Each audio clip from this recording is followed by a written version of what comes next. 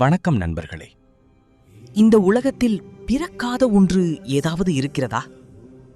மனிதன் பிறக்கிறான், மரம் முளைக்கிறது, ஒரு நட்சத்திரத்திற்கு கூட ஒரு தொடக்கம் இருக்கிறது. ஆனால் ஒருவர் மட்டும் பிறந்ததே இல்லை என்று சொல்லப்படுகிறார். அவர் யார் தெரியுமா? சிவபெருமான்.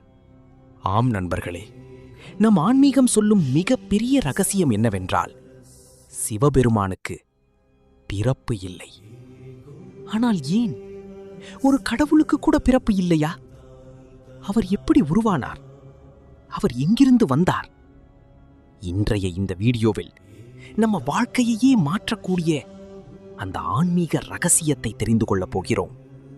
நாம் சாதாரணமாக ஒரு மனிதனை பார்த்தால் அவருக்கு பிறந்த நாள் இருக்கும், வாழ்க்கை இருக்கும், ஒரு நாள் இறப்பும் இருக்கும். ஏனெனில் இந்த உலகத்தில் உருவான அனைத்தும் ஒரு நாள் அழியும். ஆனால் சிவன் இந்த மூன்றையும் தாண்டியவர். அவர் ஒரு உடல் அல்ல, ஒரு சாதாரண உருவம் அல்ல. அவர் இந்த பிரபஞ்சத்தை இயக்கும் பரமசக்தி.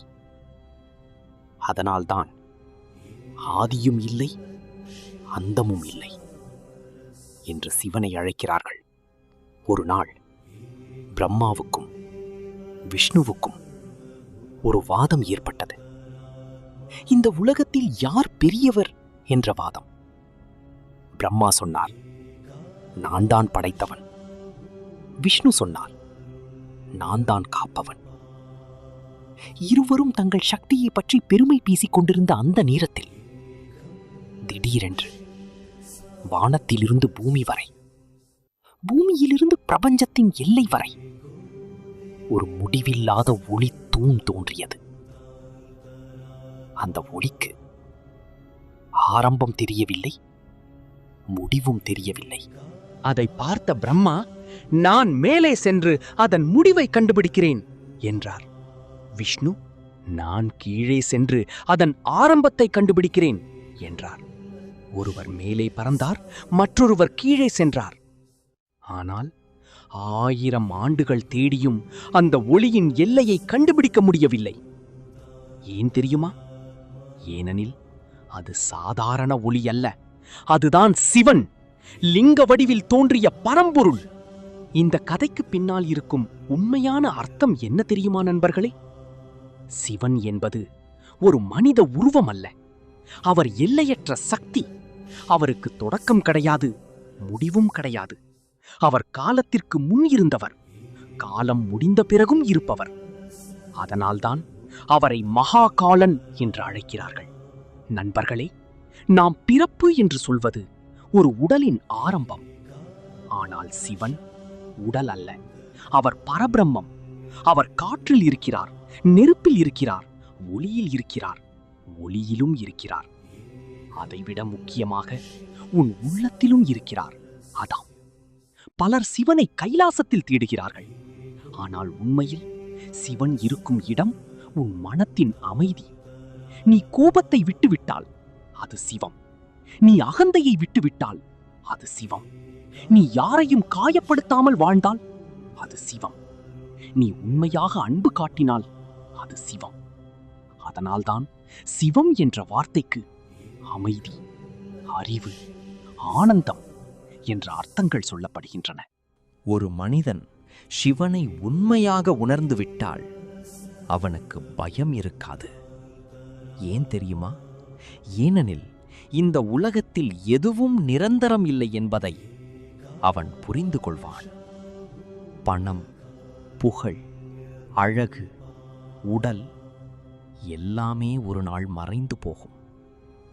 ஆனால் உள்ளே இருக்கும் அந்த ஆன்ம சக்தி மட்டும் எப்போதும் இருக்கும். அதுதான் சிவன். சில நேரங்களில் நீங்கள் காரணமே இல்லாமல் மன அமைதி உணர்ந்திருக்கிறீர்களா? கண்களை மூடும்போது ஒரு வித்தியாசமான அமைதி கிடைத்திருக்கிறதா? ஒரு கோவிலில் நின்றபோது உள்ளே ஏதோ ஒரு ஆற்றல் ஓடுவது போல தோன்றியிருக்கிறதா? அந்த அமைதியே சிவன். அவர் வெளியில் மட்டும் இல்லை, உன்னுள் இருக்கிறார். அதனால் தான் பெரிய சித்தர்கள் சொன்னார்கள், சிவனை காண வேண்டும் என்றால் உன்னை நீ அறிந்து கொள். இந்த ஒரு வரிக்குள் முழு ஆன்மீகமும் இருக்கிறது. நீ உன் மனதை அமைதிப்படுத்தினால் அங்கே சிவன் இருக்கிறார். நீ உன் அகந்தையை அழித்துவிட்டால் அங்கே சிவன் இருக்கிறார். நீ உண்மையாக அன்பு செலுத்த ஆரம்பித்தால் அங்கே சிவன் இருக்கிறார். ஒரு நிமிடம் இப்போதே கண்களை மூடி ஓம் நம சிவாய என்று மனதார சொல்லி பாருங்கள். உள்ளே ஒரு அமைதி தோன்றும். அந்த அமைதியை உணர்ந்தவன் வாழ்க்கையை வெல்ல ஆரம்பித்து விடுவான்.